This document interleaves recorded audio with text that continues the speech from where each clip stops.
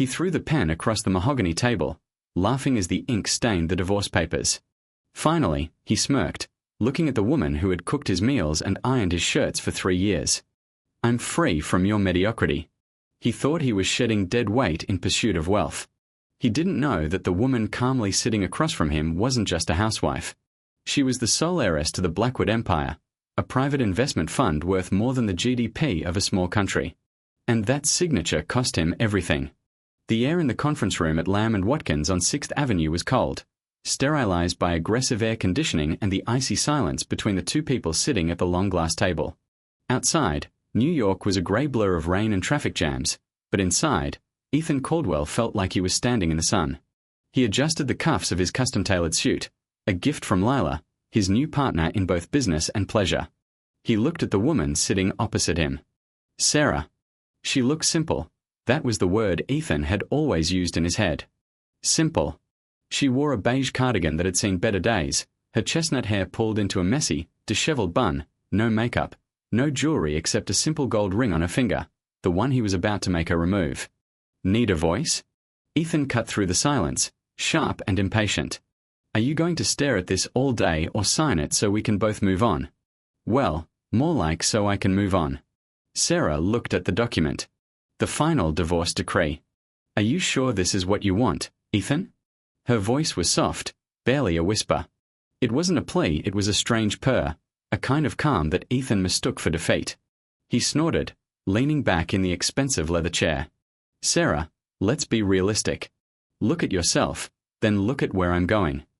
I just became senior vice president at Sterling Hess. I'm closing deals with tech giants in Silicon Valley. I need a partner who fits into that world, someone who can host gala dinners, not someone who worries about the price of organic eggs.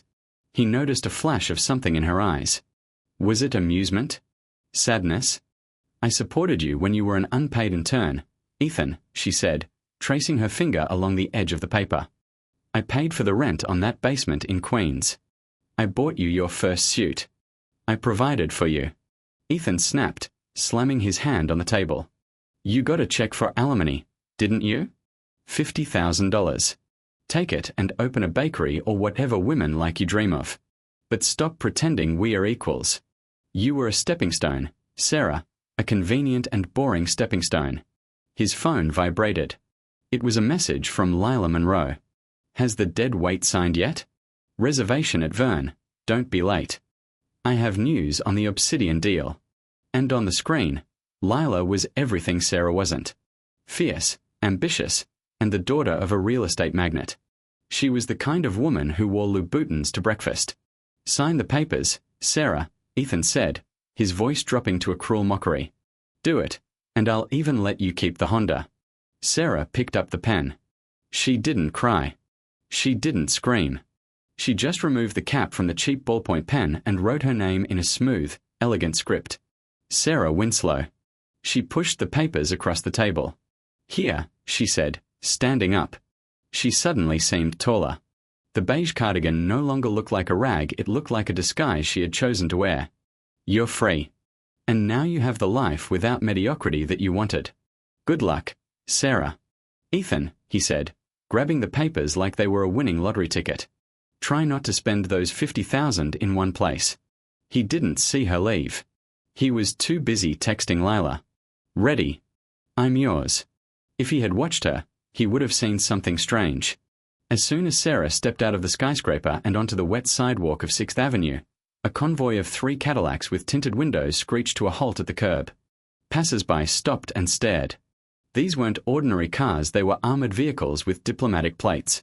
A man in an impeccable charcoal suit, Jameson, the Winslow family's head of security for 30 years, stepped out of the lead car. He held a large umbrella over Sarah, shielding her from the rain.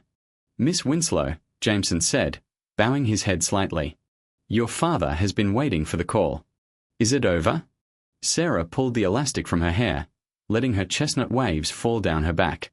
She removed the beige cardigan and tossed it into the nearest trash bin. Underneath was a simple white silk blouse that probably cost more than Ethan's car. It's over, Jameson, she said, her voice turning to steel. Ethan Caldwell is no longer my husband. Activate Protocol 0. Jameson opened the car door. And the alimony check, Sarah laughed, a cold, chilling laugh. Frame it. That's the cheapest price anyone has ever paid for their own destruction. She slid into the back leather seat. Take me to the airfield. The Gulfstream is waiting. We have a board meeting in London tomorrow, and I need to explain to the shareholders why I'm going to acquire Sterling Hess and dismantle it piece by piece.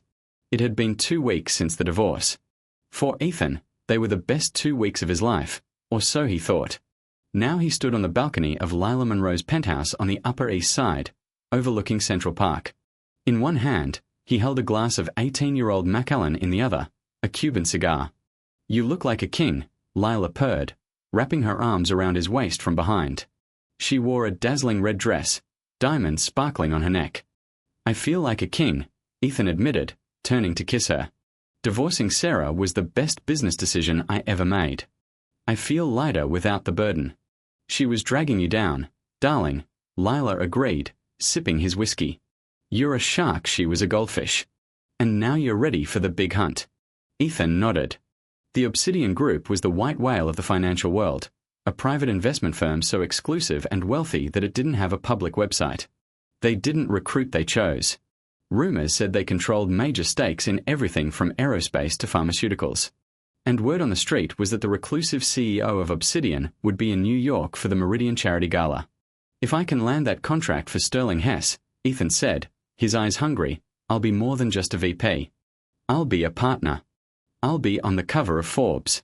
And you will be, Lila assured him. My father pulled some strings. We are at the head table, table 1, right next to Obsidian's representatives. And who even is the CEO? Ethan asked. No one seems to know. Old man Winslow retired 5 years ago. No, people say his son took over, or maybe the board. It doesn't matter, Lila shrugged. Money has no face, it only has a scent. And tonight, we are following the trail. The Meridian Gala at the Plaza Hotel. The ballroom was a sea of velvet, silk, and old money. Camera flashes exploded like fireworks as New York's elite entered. Here were hedge fund managers, tech magnates, and A-list celebrities. Ethan entered arm in arm with Lila, feeling like he had finally arrived. He spotted his boss, Arthur Sterling, at the bar and approached with his chest puffed out. Ethan, Arthur boomed, shaking his hand. Good to see you and the charming Lila. Big night tonight, Ethan. Big night. If the rumors are true, the Winslow heiress herself might show up. Heiress? Ethan frowned. I thought the Winslow family faded away. No, Arthur lowered his voice. Old man Winslow had a daughter. He kept her secret, sent her to boarding schools in Switzerland. Then she vanished for a few years. Rumors say she wanted to live a normal life before ascending the throne. Imagine pretending to be poor to see who truly loves you. Ethan laughed. Sounds like a waste of time. Who would want to be poor? Exactly, Lila interjected. Real power should be on display. A sudden silence fell over the room. It started at the entrance and spread through the crowd like a wave. The music quieted, the chatter ceased. What? Ethan asked, craning his neck. The massive double doors at the top of the grand staircase swung open. A woman emerged, wearing a midnight blue velvet gown that hugged every curve, embroidered with real diamond dust that caught the light with every movement. Around her neck was the Star of Ceylan, a sapphire necklace last seen at a royal court in the 1920s. Her hair was styled in glamorous Hollywood waves, and her makeup was flawless, accentuating high cheekbones and piercing green eyes. She looked powerful. She looked dangerous. She looked like a queen surveying her subjects. Ethan dropped his glass. It shattered on the marble floor, the sound echoing in the silence. Oh my God, Lila whispered, clutching Ethan's arm. Look at that necklace. It's her. It's Sarah Winslow. Ethan couldn't breathe. His brain short-circuited, trying to reconcile two impossible images. The woman in the midnight gown radiating billions in influence, and the woman in the beige cardigan whom he had told to keep the Honda. It was Sarah, but it wasn't his Sarah. This woman held her head high, her gaze sweeping the room with cold indifference.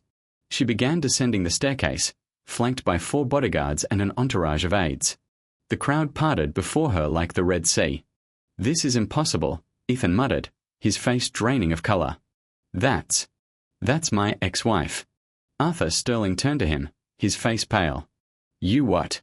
That's Sarah? Ethan, Arthur said, his voice trembling with sudden and horrifying realization. You divorced Sarah Winslow, the owner of the Obsidian Group, the woman who literally owns the building we are standing in? Sarah reached the bottom of the staircase. A waiter offered her a glass of champagne. She took it, and for the first time, her eyes landed on Ethan. She didn't look angry. She didn't look sad. She smiled, the same smile she had given him when she signed the papers, a smile that said, "You have no idea what you've done." She headed straight for them. Lila, usually so confident, stepped back, overwhelmed by the sheer aura of wealth Sarah exuded. "Good evening, Arthur," Sarah said, her voice soft as velvet but cold as ice. She completely ignored Ethan. "Miss Winslow," Arthur stammered, sweating profusely. "What an honor. A real honor. We didn't know you were back." "I never left, Arthur," Sarah said, sipping her champagne.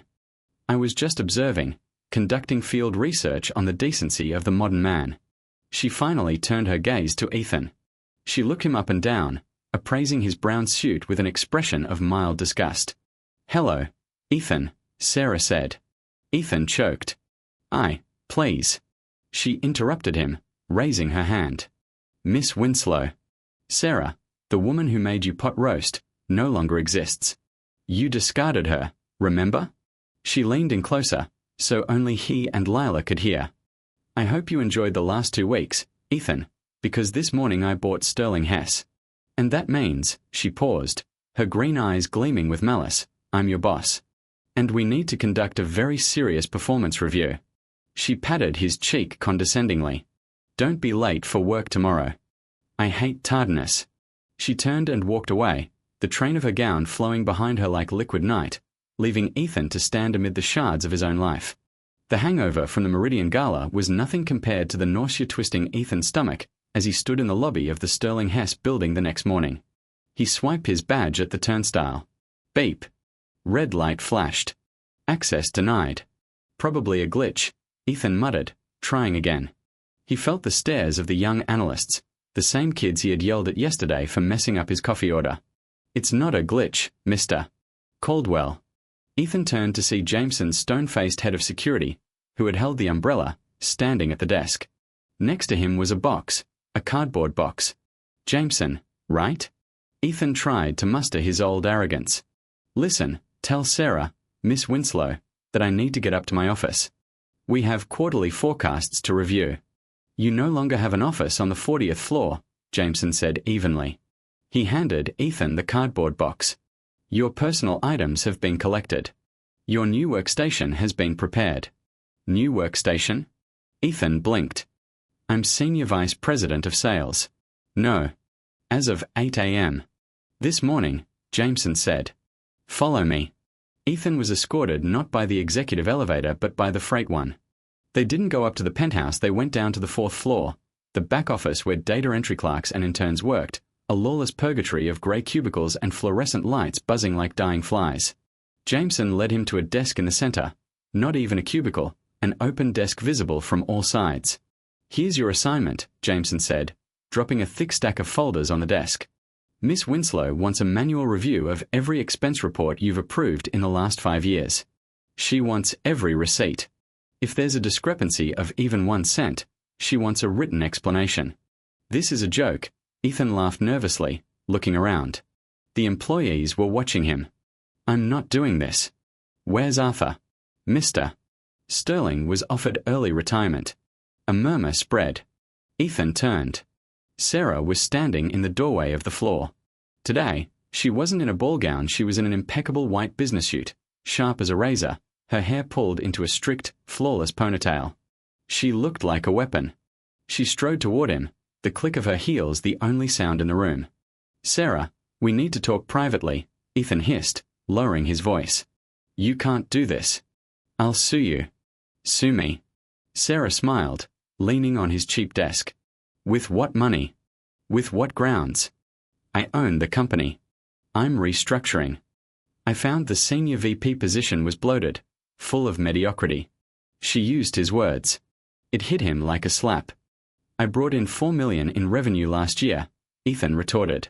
And you cost the company $6 million in alienated clients, travel expenses, and botched mergers based on charm rather than due diligence, Sarah listed, pulling out a folder from under her arm. I spent last night reviewing your portfolio, Ethan. It's a disgrace. You rose to the top not because you were brilliant, you rose because Arthur Sterling liked drinking whiskey with you. She tossed the folder onto his desk. You have two options, Sarah said, her voice dropping to a frighteningly calm register. Option A. You resign. Walk out that door right now. But if you do, I'll send this folder to every headhunter in New York. It details your gross negligence and incompetence. You'll never work in finance again.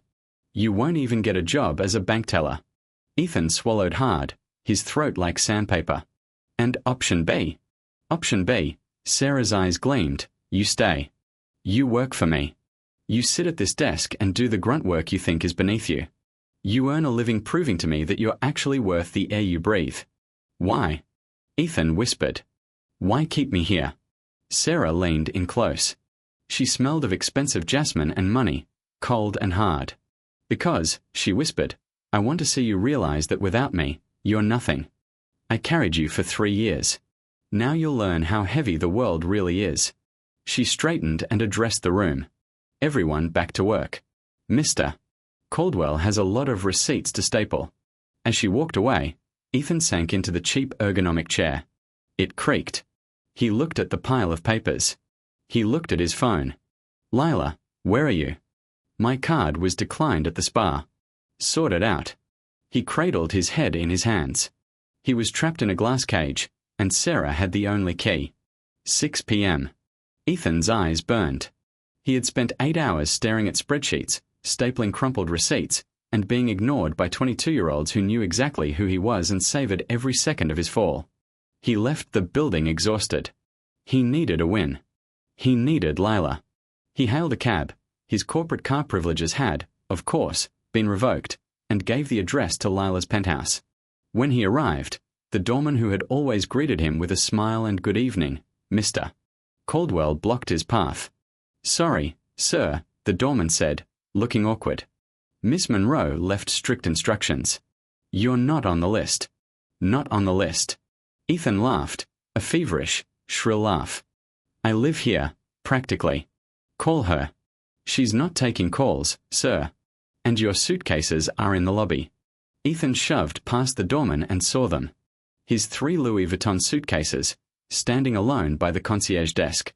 This is insane, Ethan muttered. He pulled out his phone and dialed Lila. Straight to voicemail. He dialed again. Finally, she answered. Lila, what the hell is going on?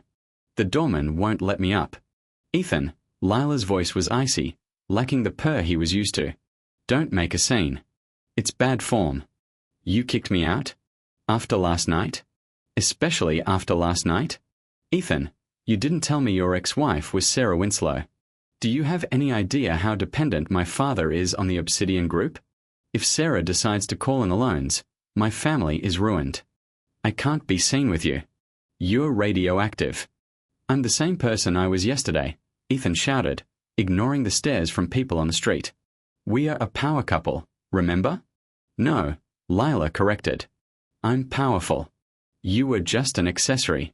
And now you're out of fashion. Goodbye. The line went dead. He stood on the sidewalk as the rain started drizzling again.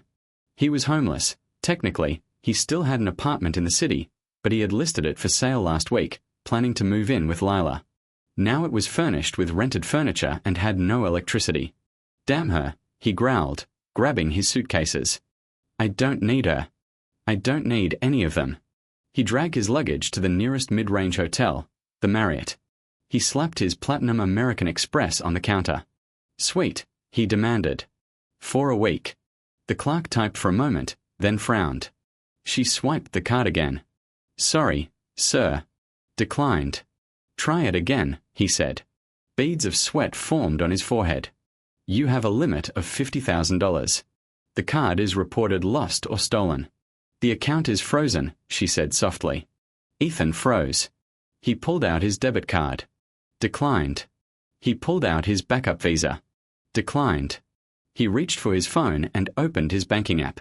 Account balance, 0. Status: frozen. Pending court order. What? Ethan yelled. Who did this? But he knew who. He slumped onto one of his suitcases in the hotel lobby, broken. Just then, a breaking news alert appeared on the TV screen behind the front desk.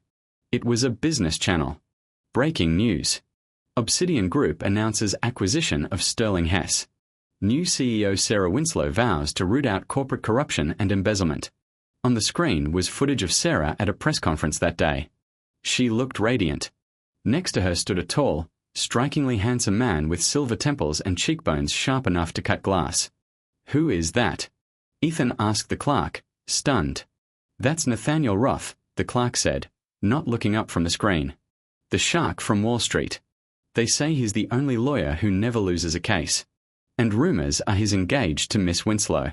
On the screen, a reporter asked, Miss Winslow, do you plan to replace the current leadership at Sterling Hess? Sarah looked straight into the camera. We are conducting a thorough audit. We've uncovered significant financial irregularities tied to a specific executive. We've frozen his assets pending a federal investigation. Ethan felt the blood drain from his face. She wasn't just firing him, she was framing him. Or worse, exposing the shortcuts he had taken, the grey areas he had exploited, thinking no one would check. She had frozen his money. She had taken his job. She had taken his reputation. And she had done it all in less than 24 hours. His phone vibrated. It was a text from an unknown number. You said to keep the Honda. Hope you saved the spare key. It's parked on 42nd Street. That's the only asset in your name that hasn't been seized by the IRS. Drive safe. Ethan bolted from the hotel, abandoning his luxury suitcases because he couldn't carry them all. He ran blocks in the rain until he found it. The grey, dented Honda, the car he had mocked when she drove it, the car he refused to be seen in. It was unlocked. He threw himself into the driver's seat, soaked and shivering. He inserted the key into the ignition. The engine coughed and started. The heater blew air smelling of walks and French fries and the vanilla air freshener Sarah loved to use. Ethan Caldwell, the man who thought himself a king, gripped the steering wheel and screamed. He had nowhere to go, no money for gas, no friends who would answer his calls. And worst of all, he knew Sarah was watching. From the wall of an alley across the street, a black Cadillac idled. Inside, Sarah watched as the man she once loved, the man who had looked at her with such contempt, crumbled. Intervene, Jameson asked from the driver's seat. No, Sarah said, watching as the man she once loved, the man who looked down on her with such contempt, fell apart. Let him sit there. He needs to understand that rock bottom has a basement. She turned to Nathaniel Roth, who sat beside her, reviewing a legal report on his tablet. Is the forensic audit ready for Phase 2? She asked. Nathaniel looked up with a wolfish smile. Yes, it's ready. We found offshore accounts he tried to hide during the marriage. Turns out he was squirreling away money from you while you paid his rent. That's perjury, Sarah. We can put him in prison. Sarah glanced back at the Honda. Prison is too easy, Nate, she said quietly. I don't want him behind bars. I want him indebted. I want him to spend the next 10 years paying off his debt to me, knowing that every bite of food he eats is because I allowed it. She tapped on the glass. Drive. We have a dinner reservation. As the Cadillac pulled away, Ethan saw the taillights. He knew it was her. He looked at the dashboard, the fuel gauge was lit. He had 25 miles left. And then he remembered something. His mother, the woman he hadn't spoken to in 3 years because he said she was too simple. She lived in a mobile home park in New Jersey. It was his only option. Ethan Caldwell, the king of New York, was heading to Mommy's. But the road ahead was full of twists he couldn't even imagine, because Sarah Winslow wasn't the only one with secrets. The drive to New Jersey took 3 hours. It should have taken 1, but Ethan drove at 40 miles per hour, terrified the Honda would break down or run out of gas. He arrived at Sunnyvale Estates just after midnight. It was a dreary grid of aluminum siding and gravel paths. He parked the Honda in front of Lot 42, a simple mobile home with peeling pink door. He hadn't been here in 5 years. He hadn't invited his mother, Martha Caldwell, to his wedding. He told colleagues she was traveling Europe when in reality, she was working double shifts at a diner. He knocked on the door. It creaked open. Martha stood in a flannel robe, a cigarette dangling from her lips. She looked older than he remembered, tougher. Well, she said, squinting through the smoke. If it isn't the prodigal son. GPS broken, or run out of people to impress. Mom, his voice cracked. I screwed everything up. Martha eyed his soaked suit, the mud on his Italian shoes, and the desperate look in his eyes. She didn't hug him, she just stepped aside. The couch is lumpy, she said. Don't wake me before noon. The next morning, he woke to the smell of bacon and the sound of heavy machinery. He sat up, his back screamed in protest. The mobile home was small, cluttered with ceramic figurines and old newspapers. He looked out the window. An elegant silver Bentley Continental was navigating the potholes of the mobile home park. It looked like a spaceship landing in a junkyard. It stopped right next to his Honda. No, Ethan whispered. They can't find me here. A man stepped out of the car. It wasn't Jameson, it was Nathaniel Roth, Sarah's fiancé, the legal shark. He was dressed in a navy suit that probably cost more than the entire mobile home park. He navigated the mud with surprising grace and knocked on the door. Martha opened it, spatula in hand. We don't need Bibles, and we don't need solar panels. Mrs. Caldwell, Nathaniel said, his voice smooth and charming. I'm not selling anything. I'm here to offer your son a lifeline. Ethan stood in the doorway, panic rising in his chest. What do you want, Roth? You've taken my job. You've taken my money. What else? Nathaniel smiled, revealing perfectly white teeth. He pulled a thick document from his briefcase. We took your job because you were incompetent. We froze your assets because you're a criminal. I never stole anything. Ethan shouted. Technically, no, you didn't hold a gun to a cashier's face, Nathaniel agreed, handing him the document. But according to the forensic audit Sarah ordered, you approved $4 million in payments to a consulting firm called Apex, a firm that doesn't exist, registered to a PO box in the Cayman Islands. Ethan paled. Lila told me to do it. She said it was a tax optimization for Sterling's accounts. I didn't know it was fake. Ignorance isn't a defense in federal court, Ethan, Nathaniel said coldly. This is embezzlement, fraud, money laundering. It carries 15 to 20 years in federal prison. Martha dropped her spatula. Ethan, is this true? She set me up, Mom. Lila set me up. Ethan pleaded. It doesn't matter who set it up, Nathaniel interrupted. You signed the checks. Your signature is everywhere. He stepped closer, lowering his voice. Sarah, Miss Winslow, is a generous woman. She doesn't want to see her ex-husband rot in a cell. It's bad for her reputation. So she's offering you a plea deal. A private one. What kind of deal? Ethan asked, trembling.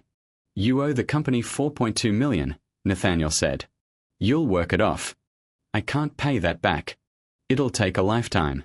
Exactly, Nathaniel smiled. You'll work for the Winslow Fund, community service and manual labor duties. Your salary will be garnished 100% until the debt is paid. In exchange, we won't hand this dossier to the FBI. Manual labor? Ethan asked in horror. Sarah is hosting a charity event in the Hamptons next Saturday, Nathaniel said, glancing at his Rolex. We are short on waitstaff. I suggest you try on a vest. Ethan, don't be late. Hourly rate is minimum wage. You'll need to work a lot of hours. Nathaniel turned and headed back to the Bentley. Before getting in, he looked back. Oh, and bring the Honda. Valet parking is for guests only.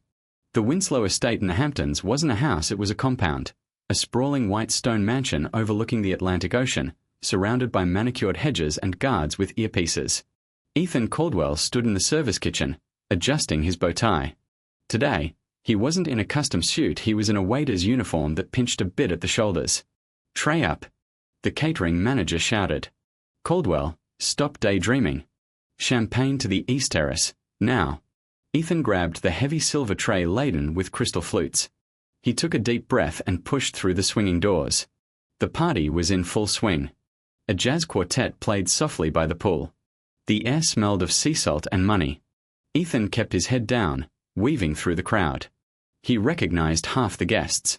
Former clients, classmates, competitors. Champagne, sir, he muttered, offering the tray to a group of men he had once golfed with. Don't mind if I do, one said, not even glancing at his face. To them, he was furniture, invisible. He moved toward the VIP section, dread knotting in his stomach. At a high-top table, laughing loudly, sat Lila Monroe. She leaned on the arm of a new man, Victor, a Russian tech billionaire known for his ruthlessness. Lila looked stunning in emerald green. Ethan tried to turn away, but a guest bumped him. The tray wobbled. One champagne flute tipped over, splashing onto the shoulder of Victor's suit. Idiot! Victor roared, jumping up. This is custom Armani. Look what you've done. The music stopped. Silence fell over the terrace. Lila turned, irritation on her face, until she saw the waiter. Her eyes widened. Ethan, she exhaled. Then a slow, cruel smile spread across her face. Oh God, Victor, look, it's my ex. The crowd whispered. People pulled out phones. Ethan Caldwell, the rising star of Wall Street, wiping champagne off a Russian oligarch's jacket. Sorry, sir, Ethan stammered, grabbing a napkin. I'll clean it up. Get away from me. Victor shoved him.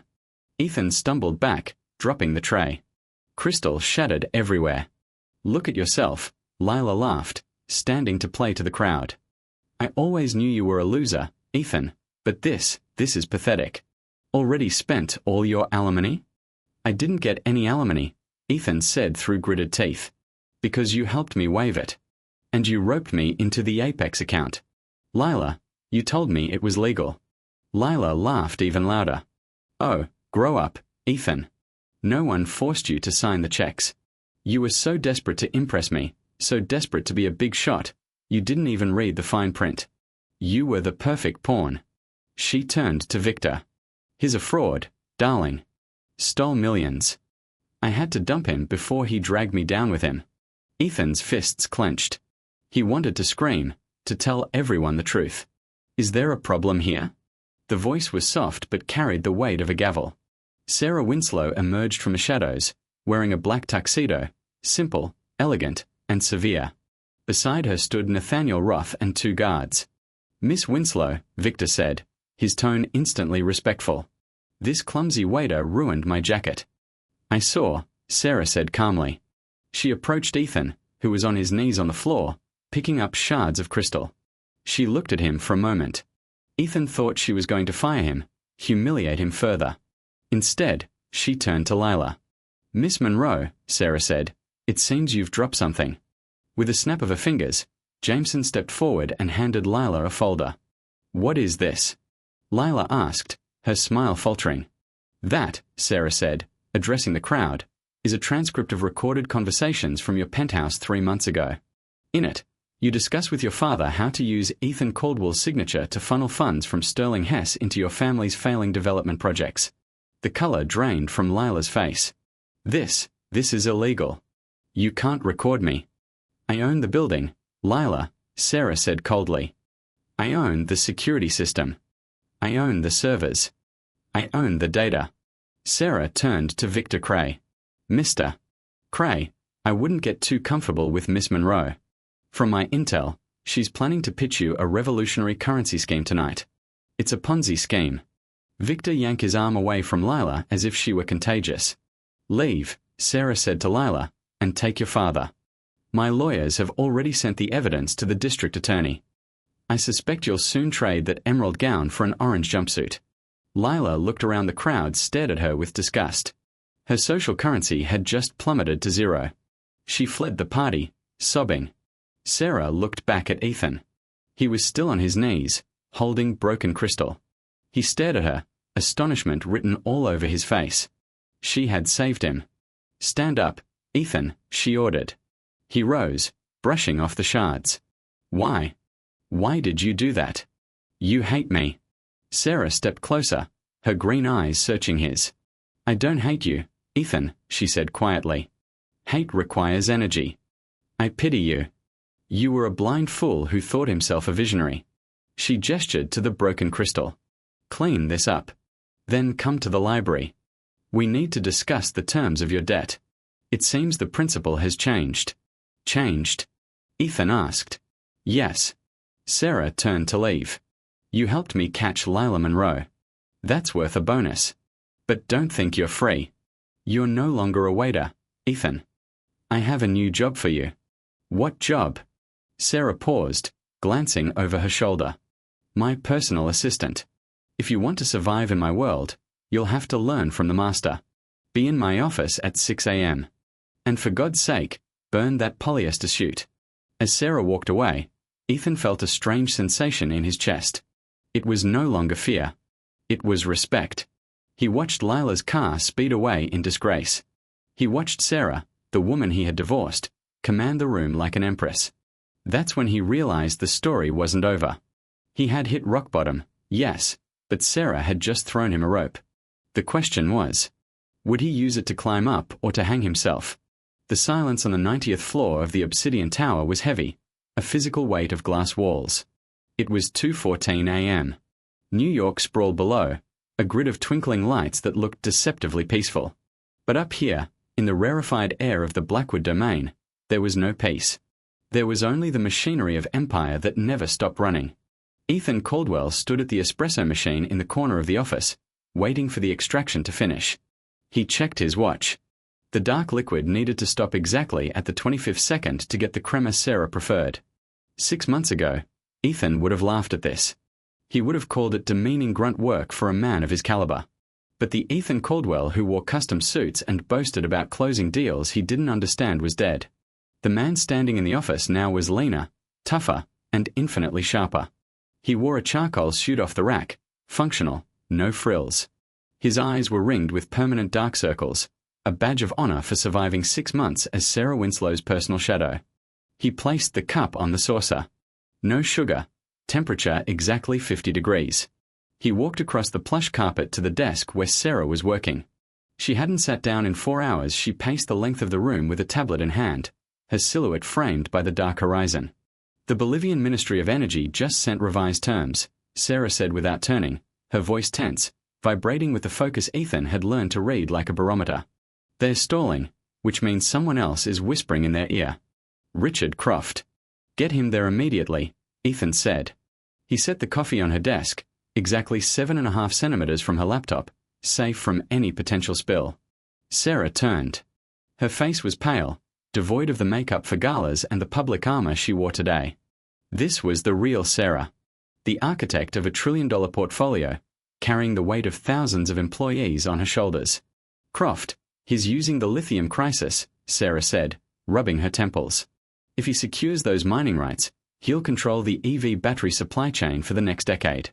He's not just trying to outbid us, Ethan. He wants to strangle the Obsidian Group. He wants to bankrupt my family's legacy. Ethan moved to his desk, a smaller, functional station just outside her immediate orbit. He opened his laptop. His fingers flew across the keys. We have enough liquidity to outbid him, Ethan stated, his voice calm, cutting through the panic in the room. I transferred the liquid reserves from the Cayman accounts this morning, anticipating a deadlock. The funds are in escrow in Zurich.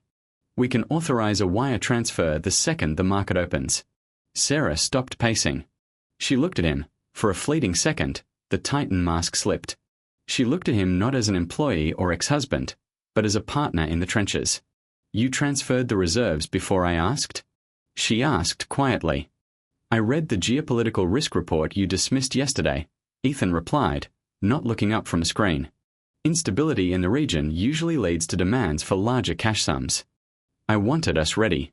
Good, she whispered, taking a sip of the espresso. You're learning. The air in the room shifted. For the first time in 6 months, it wasn't hostile. It was professional, businesslike, lethal. And then the red phone on Ethan's desk rang, a sharp, mechanical sound in the quiet office. This line wasn't listed anywhere. Only 5 people in the world knew the number, and 3 were on the board. Ethan looked at the caller ID. Unknown call. It's him, Sarah said, her eyes turning cold. It's Croft. Ethan picked up.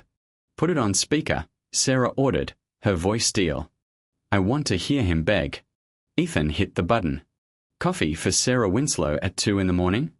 Yeah, amen, my boy. The voice on the other end floated from the speaker, thick and oily. It was Richard Croft. I didn't think you'd be awake, but then again, dogs don't sleep when their masters are working, right? Ethan felt his jaw muscle twitch.